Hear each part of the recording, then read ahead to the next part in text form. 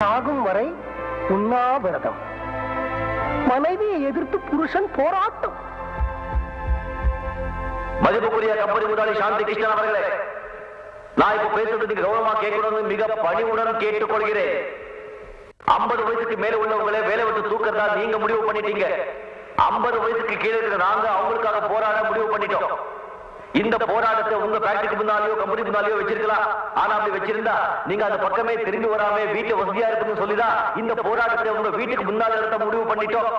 Hello police station sir, எங்க வீட்டு முன்னால ஒரு கூட்டம் உண்ணாவிரதம் இருக்கு. அது நீங்க தான் கிளியர் பண்ணணும். ஏன்பா நம்ம இப்படி எல்லாம் பண்றதுனால இந்த கம்பெனியை திறந்துருவாங்க நீ நினைக்கிறியா? ஏன் திறக்க மாட்டாங்க?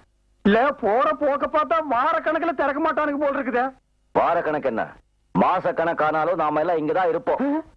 எது மாச கணக்குலையா? இந்த பாருப்பா, இந்த உண்ணாவிரதம் எல்லாம் இருந்து எனக்கு பழக்கம் இல்ல. உனக்கு உண்ணாவிரதம் இருக்கணும் அவ்வளவுதானே. நான் வீட்லயே இருந்துட்டு போறேன், என்ன விடு. இத பாரு, கம்பெனி தொடக்க வரைக்கும் யாருமே இங்கிருந்து நகரவே கூடாது. நகர்றதா? எங்க இருந்து? அவன் இடத்துல அப்படியே ஐக்கியமாகிடுவோம். பாடியிலிருந்து லைட்டா பேட் ஸ்மெல் வரும். ஏற்கனவே ஒரு பாடியிலிருந்து லைட்டா வருது. கார்பரேஷன் லாரிக்காரன் வந்து மொத்தமா எல்லாரையும் கொண்டு போய் கொட்டி எரிச்சிருவான். இதெல்லாம் எனக்கு முன்னாலேயே தெரியாம போச்சு.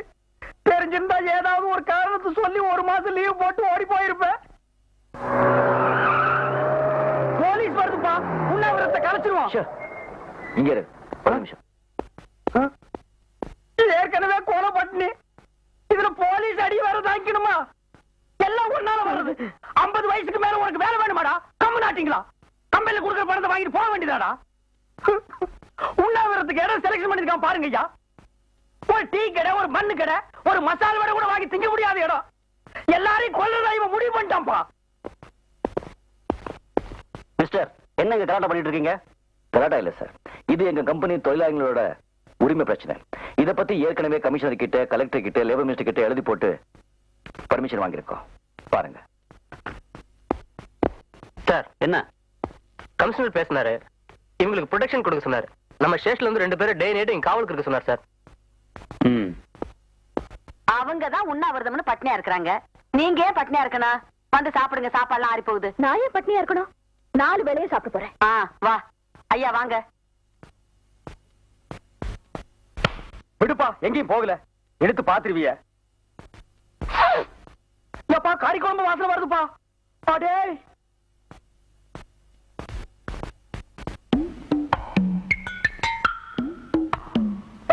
சாப்பிடுறாங்க போ.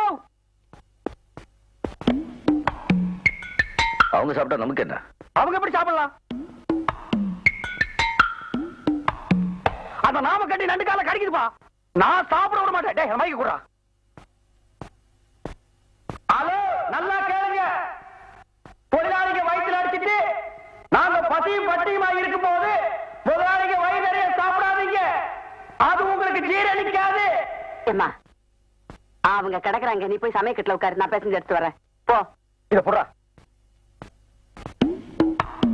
ஏய் மைக். ஏய் புரியுது கொண்ட ஸ்டாப்.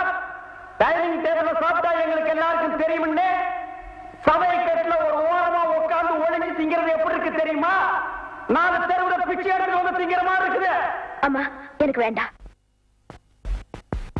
இவன இருடா வர்றேன். டேய் புறா.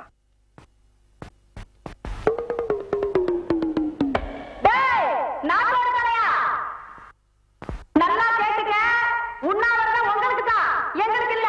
நாங்க என்ன வேணாலும் தின்போம். அதை கேட்கறதுக்கு நீ யாரு? இந்த பாரு, அவங்களோட சேர்ந்து கத்தாம ஒழுங்கா மரியாதையா சமயக்கட்டு பக்கமா வந்தீங்கன்னா மீன் குழம்பு, கோழி குருமா, அவிச்ச முட்டை, நண்டு வறுவல், காடை, கவுதாரி எல்லாம் சமைச்சு வச்சிருக்கேன். வந்து வாங்கி முழுங்கிட்டு போ.